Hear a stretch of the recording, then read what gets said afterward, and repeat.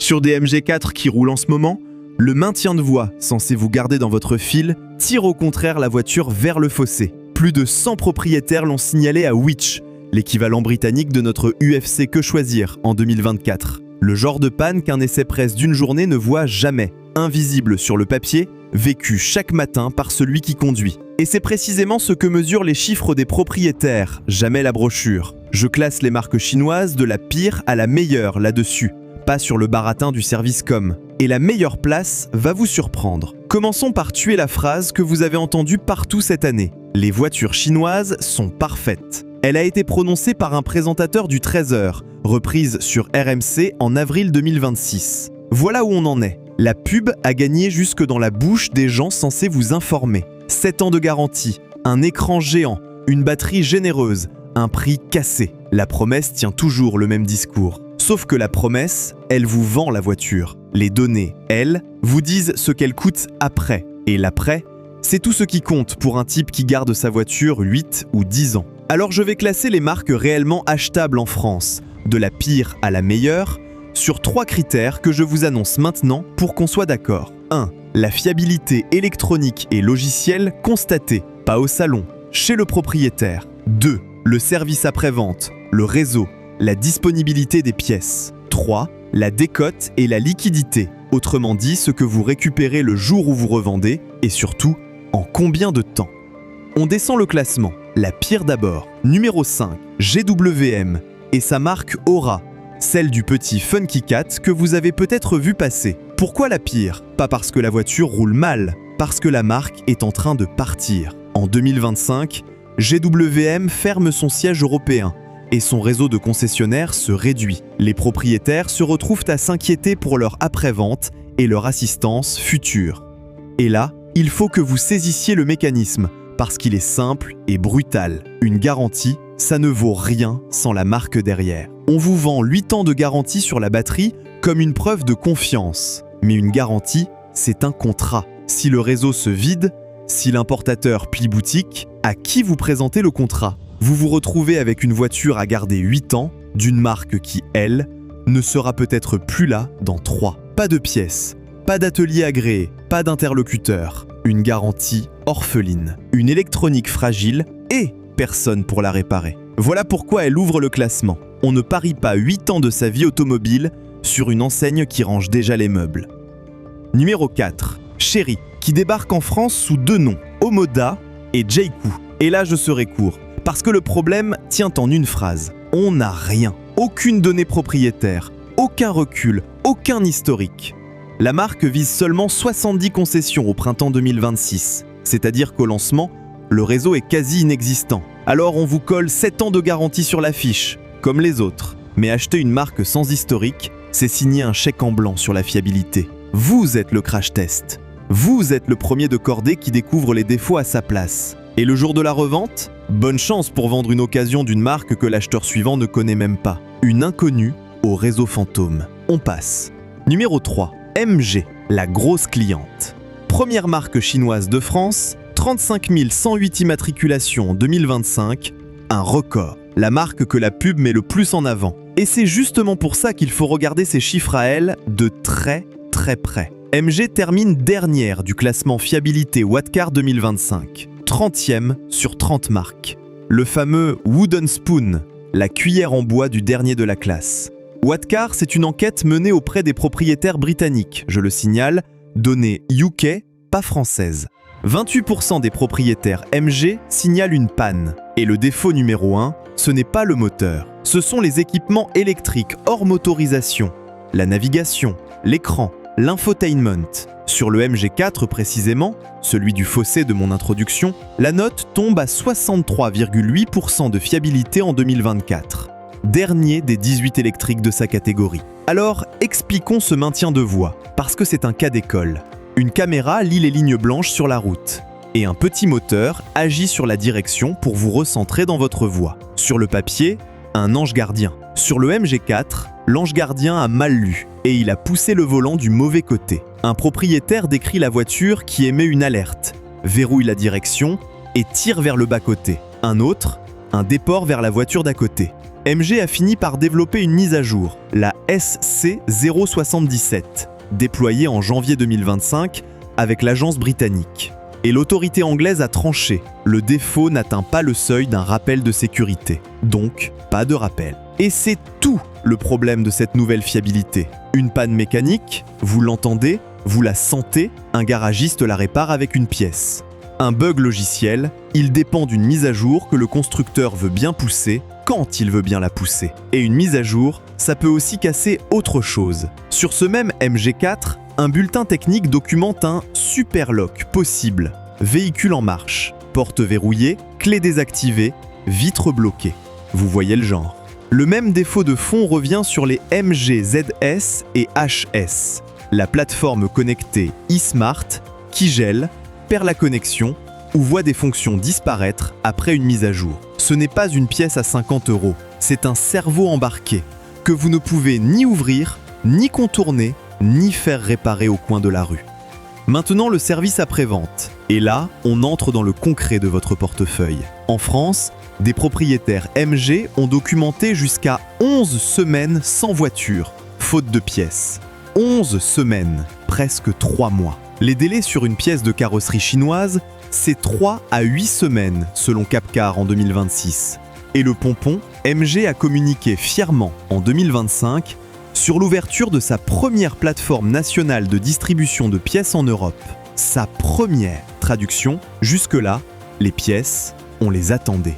On vend des voitures par dizaines de milliers depuis des années, mais le stock de pièces, on y pense en 2025. Je fais une pause 2 minutes, parce que cette pièce qu'on attend 3 mois, et cette décote qu'on découvre le jour de la revente, il y a sûrement quelqu'un autour de vous à qui ça pend au nez.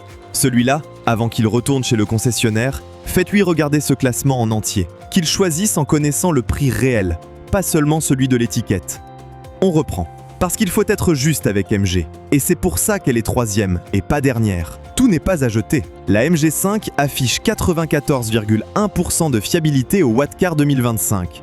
Un très bon score. Dans l'enquête générale, MG a couvert 95% des factures. La marque a le plus gros réseau chinois de France, environ 150 points. Le problème de MG, ce n'est pas qu'elle soit une arnaque, c'est qu'elle est le symbole parfait de l'écart entre la promesse et l'après-vente. Et si vous voulez le symbole dans le symbole, MG, c'est la marque du groupe SAIC, celle qui paie la surtaxe européenne la plus lourde, 35,3% en plus depuis octobre 2024. On la surtaxe au nom de la protection du marché, et en face, on la laisse vendre sans réseau de pièces suffisant. Vous payez le neuf plus cher, et vous attendez la pièce plus longtemps. Bravo tout le monde. Un mot sur la décote de MG, parce que c'est votre argent. Le MG4 perd 40% de sa valeur en 3 ans sur la cote française, d'après l'Argus, relayé par Caradisiac en 2025. La MG EHS, 41,4%. Sur le papier, ce n'est pas une catastrophe, c'est même comparable à des françaises. Mais je vais vous dire les choses franchement, parce que personne d'autre ne prendra la peine de vous les dire. Le jour où vous signez le bon de commande d'une chinoise neuve, vous acceptez déjà de perdre de l'argent le jour où vous la revendrez. C'est acté d'avance. Vous payez le neuf plus cher à cause de la surtaxe et vous le repayez une seconde fois à la revente en décote. 2 fois. Le même homme des 2 côtés de l'opération, vous. Alors gardez ce chiffre au chaud, parce que dans 2 minutes, je vais vous montrer pourquoi le pourcentage vous ment et pourquoi la vraie douleur d'une chinoise à la revente ne se lit pas là. Numéro 2. Leapmotor. Et je parie que vous n'avez jamais entendu ce nom. C'est justement pour ça qu'elle est 2e. Et c'est la première partie de la surprise que je vous ai promise. Leapmotor est une petite marque chinoise inconnue. Sur le produit brut, rien d'exceptionnel. Et une immaturité logicielle réelle, comme les autres. Sa T03 décote sévèrement, jusqu'à 48% en 3 ans. Un des pires chiffres du lot. Sur ces points-là, je vous le dis franchement, les données sont partielles et viennent surtout de sources secondaires, pas d'un grand organisme indépendant. Prudence. Alors pourquoi 2e ? À cause d'un détail qui change tout et qui prouve toute ma thèse. Leapmotor est distribué en France à travers le réseau Stellantis, Peugeot, Citroën, Opel. Autrement dit, la seule chose qui compte vraiment pour un propriétaire, un réseau dense qui honore la garantie et qui a des pièces, cette marque-là l'a récupérée toute faite. Elle n'a pas eu à la construire en 10 ans. Elle s'est branchée sur une infrastructure qui existait déjà. Vous ne serez jamais à 3 mois de votre pièce, ni à 200 km de votre atelier avec une Leapmotor. Parce que derrière, c'est le maillage Stellantis. Voilà la leçon. La meilleure chinoise à posséder, ce n'est pas forcément celle qui a la plus grosse batterie ou le plus bel écran. C'est celle qu'on peut faire réparer. L'ingénierie, ce n'est pas le service après-vente. Retenez cette phrase, c'est le cœur du dossier. Et maintenant, la première place, celle qui va vous surprendre, comme promis. Numéro 1, BYD. Oui, BYD, le géant chinois qu'on vous présente comme l'ogre venu manger l'industrie européenne, celui qui vous fait le plus peur. Sur nos 3 critères, à un instant T, c'est la moins mauvaise des chinoises à posséder. Et je pèse le mot moins mauvaise, on va y revenir. Parce que je ne suis pas en train de vous vendre une Toyota. Regardons les données propriétaires. La décote d'abord, puisque je vous ai promis d'y revenir. La BYD Seal ne perd que 30% de sa valeur en 3 ans sur la cote française, d'après l'Argus et Caradisiac en 2025. 30%, c'est mieux que la BMW i4 qui en perd 36,6%. Vous avez bien entendu, sur le papier, une BYD tient mieux sa valeur qu'une BMW électrique. Le réseau, BYD, est passé de 50 points début 2025 à 90 fin 2025, avec un objectif de 200 fin 2026, pour que, je cite, chaque client soit à moins de 30 minutes d'une concession. Et la surtaxe européenne, 17%, contre 35,3% pour MG. La marque qui vous fait le plus peur est celle que Bruxelles a punie le plus doucement, et celle qui construit son réseau le plus vite. Voilà la surprise. Mais je vous ai dit moins mauvaise, pas bonne. Alors soyons honnêtes, parce que c'est comme ça qu'on reste imprenable. 1. Quand BYD promet chaque client à moins de 30 minutes en 2026, ça veut dire qu'en 2025, beaucoup ne le sont pas. Hors des grandes villes, vous êtes encore loin. 2. Sur son propre marché domestique, l'élève modèle a des trous dans le carnet. La marque principale BYD passe sous la moyenne qualité de JD Power en Chine en 2025. L'infotainment restant la première cause de problème. 31 pépins pour 100 véhicules. Ça, c'est la donnée propriétaire chinoise. Marché chinois, je le précise. 3. L'ADAC a fait échouer une BYD à son test d'assistance sous la pluie et le brouillard. Et 4. Les rappels. BYD a lancé en Chine un rappel record de plus de 115 000 véhicules en octobre 2025 et un autre d'environ 97 000 en 2024 pour un défaut de direction avec risque d'incendie. J'insiste, marché chinois sur des modèles qui ne sont pas tous vendus chez nous. Ne confondez jamais un rappel chinois avec un rappel France. Mais ça vous dit une chose sur la maturité industrielle du meilleur élève. Donc BYD gagne, mais elle gagne un concours de chinoise, pas un concours de fiabilité tout court. Nuance capitale. Et pendant qu'on y est, réglons les objections, parce que vous en avez sûrement une ou deux en réserve. Tout ça, c'est du chinois bashing. Non, j'ai mis BYD première, j'ai salué la MG5 et ses 94,1%, j'ai rappelé les 5 étoiles au crash test pour 11 modèles sur 13. Les mêmes données qui enfoncent les mauvais élèves saluent les bons. C'est un tri, pas un procès. Les chinoises ne décotent pas plus que les autres, en pourcentage, souvent vrai. Le BYD Atto 3 perd 42,2% en 3 ans sur la cote française, à peu près comme un Kia e-Niro, et mieux qu'un Peugeot 3008 à plus de 50. Mais voilà ce que le pourcentage ne vous dit pas, et c'est là que je tiens ma promesse. En Allemagne, une voiture chinoise d'occasion reste en moyenne 127 jours en vente avant de trouver preneur. 127 jours, bien au-dessus de la moyenne des électriques d'occasion. Données Autoscout 24, marché allemand, août 2025. Votre décote, la vraie, elle ne se lit pas en pourcentage sur une fiche.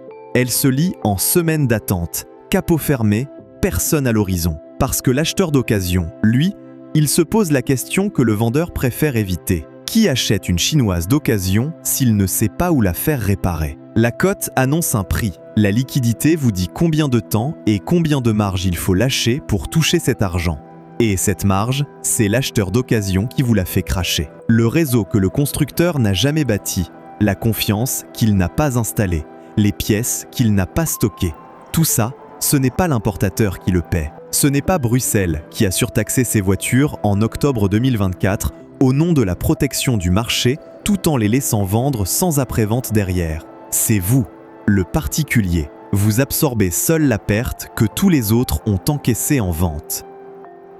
Imaginez la scène, dans 3 ans. Le propriétaire de la belle chinoise du lancement. un pare-choc à changer ou un écran qui a rendu l'âme. Il appelle. La concession la plus proche est à plus d'une demi-heure. La pièce vient d'usine.